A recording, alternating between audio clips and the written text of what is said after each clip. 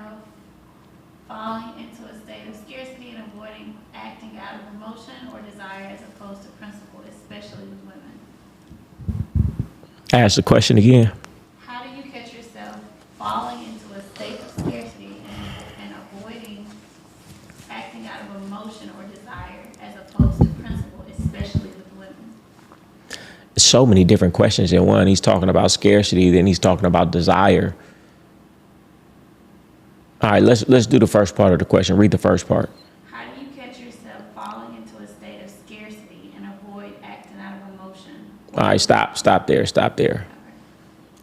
Well, you just have to control your mind, right? And I always talk about things to control my state. Number one, I'd say, man, just make sure you never contemplate your life in a low state, in the wrong state. Otherwise, you're going to feel like everything's falling apart. So the number one thing is identify what state you're in.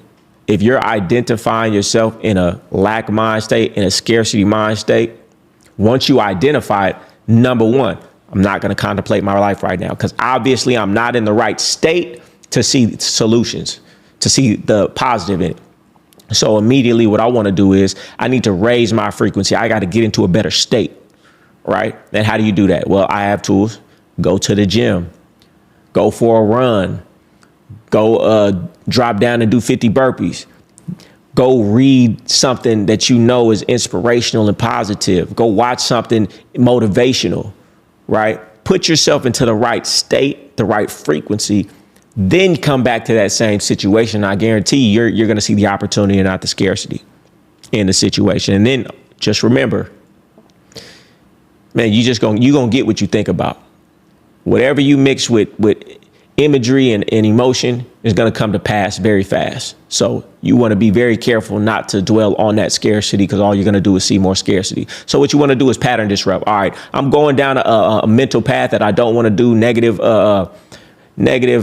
imagery in my mind about something. OK, I need to stop. How do I stop? Go do something, man. Go work out, go read something, go meditate, go watch something funny on TV, or go take a nap. You know, sometimes I'll be looking at people and I'll be like, man, we just grown ass kids. Sometimes people just need a nap. Sometimes people just just relax, go take a nap. And when you wake up, you're feeling different. You ever been thinking about something and going through it in your mind, and then the next day you're in a different mood and you think about that same thing differently?